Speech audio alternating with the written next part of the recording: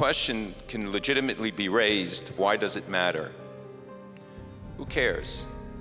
I mean, the people there, do they care?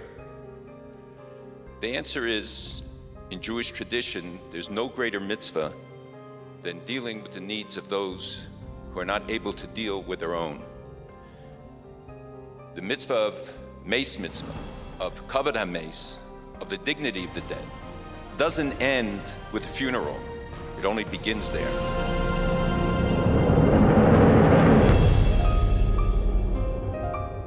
Well, here we are, right on Har HaZeitim, right on the Mount of Olives. I am here as an Israeli citizen, also as an American citizen, as your trustee. I am here as the advocate for 150,000 Jews who reside here on the Mount of Olives, on Har HaZeitim, to protect them, because they cannot advocate for themselves.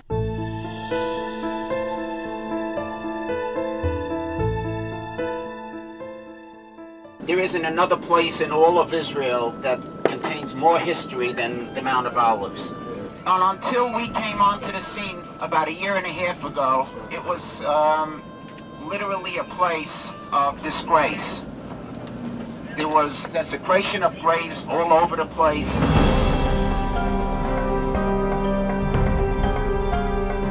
Americans, Israelis alike, were always stoned if they went to visit their loved ones there, which is actually still going on till this day. If such a desecration were to have taken place, or would take place today in Europe, we would be protesting. We would be lobbying governments. We would be demanding a change. I can tell you that as former Minister for Diaspora Affairs and Combating Anti-Semitism, there was a standing order for every embassy of Israel around the world that wherever there is even a plan to desecrate or hurt a Jewish cemetery, even as a real estate rezoning plan, the Israeli embassy would protest and raise the issue vehemently with the hosting government. But unfortunately, it never happened here. I went with many of you to take the tour to see the desecration of the graves firsthand. I hadn't done it before. I thought that perhaps we'd see the desecration of a grave or two, bad enough as it is. I hadn't really expected the mass, really destruction of many of these graves that are just fresh. It's something that's being done every single day.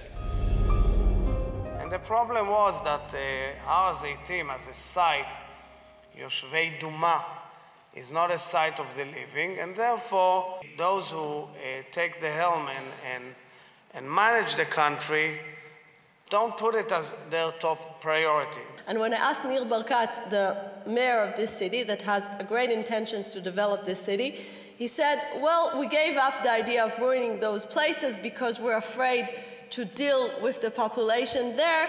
Well, a sovereign country shouldn't be afraid from anyone. Our committee is about respecting the history of the Jewish people. Our committee is about restoring the glory of what was. This is as Jewish as could be. There is no question about it. It is not the Ras Al-Amud. It is not a place where soccer can be played. It is not a place where mules can trample on top of graves. This is a place where respect needs to be paramount. And this is what we're trying to do. I think one of the extremely important undertakings of recent years has been this group's decision to do something about Har HaZeitim. You go through the rows over here, you can go through 3,000 years of Jewish history. I do not believe this is a religious issue, and it should not be a religious war. This is a war about our future, because they understand better than us that if you take away our past, you take away our future. This is where I live. This is my walking in and out. I go to Shabbat, I go to the Kotel, I take my little girl. This is my artery. This is a place of constant problems. We are constantly facing rocks around here. What does rocks mean? Rocks are like bullets. They kill. They break your window. They get in your kid's eyes. Chas v'chalila.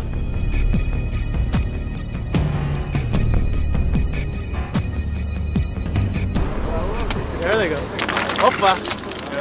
Good. I'm glad you're seeing this. But this is what happens here. You cannot get to the cemetery. We are lucky that we didn't get hurt just now. My friends, this is real life. You just saw the real life. What just happened was that we have this group of people walking down the street here, and all of a sudden somebody threw a large rock at us. It just missed. It broke up into fragments. This is one of the fragments. It was very ironic to just be told a few seconds before that this is the place where rocks are being thrown, and the next thing I hear a rock being hitting something. People make light of the stoning incidents. And I admit, I read about them, I don't pay much attention to it. Until yesterday, together with Congressman Engel and Congressman Nadler and Richard Stone and a delegation, when we were there visiting the graves in Har HaZeitim, we came under rocks being thrown at us. And when you see the size of the rocks, you understand that rocks, like words, can kill. I know in the United States, when I visit the graves of my parents and my relatives, I don't go there with fear of being stoned or fear of taking my life into my hands. And that's in New York. Why should it be different here in Jerusalem? Fear is exactly the weapon of the enemy to divide us, to make us afraid to walk in our own graveyard, to make us afraid to live in our city. We are not afraid. My father is buried here. My in-laws are buried here. I have friends, family. Who doesn't have people buried on Har HaZeitim? And therefore it's extremely important that we make sure that this place should be accessible at all times of day or night. We have to make sure that this is the heritage of the Jewish people. We need to have laws like we have in 35 states that holds people accountable, increases the punishment, and even for minors, there must be punishment, and the parents must be held accountable for the children engaged in these acts. The judgment about Har HaZeitim will not be about what others did to us, but what we did or failed to do. And I think that that is the critical challenge. Moshe Rabbeinu taught us in the mitzvah of Hakel that the greatest challenges to the Jewish people are not external enemies or wars or natural disasters. It's apathy, indifference, and ignorance. Those are the three challenges we could not overcome. So first, we have to do an educational job, and I thank the committee for what they have done both here in Israel and abroad. We have to educate people about the history, about the current reality, and what can be done. So they build pressure. We have to educate members of the Knesset and elected officials, because they don't know. And I can tell you that everyone that we brought it to responded immediately. And I hope now, with this effort that has commenced in the last few months, and the public awareness and attention, that there should be a clear upgrade of this site. I think it ought to be a major effort of the government as well as the municipality of Jerusalem. And I can say on behalf of many members of the Knesset, of all parties concerned, that we will support it vehemently in the Knesset as a very strong lobby to make sure that what we've seen so far we should not see, and we should see a much well and better kept site of Har HaZeitim, which is so important. All of us represent all kinds of organizations who bring groups to Israel. I am very proud of the fact that every Hadassah mission to Israel, every group visits the Mount of Olives. It's us, each one of us, making sure that every one of the groups we know is coming, every one of the conventions, every one of the federations, wherever it is, that we come and visit. When we see such great interest on cemeteries and graves, some of them are 3,000 years old, we know that there is no people like the Jewish people in understanding, in honoring the past, in building a future. I hope that this effort will be the beginning, not the end.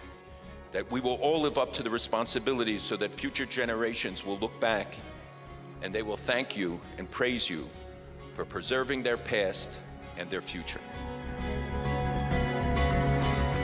Please, please partner with us. This is not only a Jerusalem issue. This is not only an Israeli issue. This is an issue for the entire Jewish nation. Jerusalem is calling, Jerusalem is calling.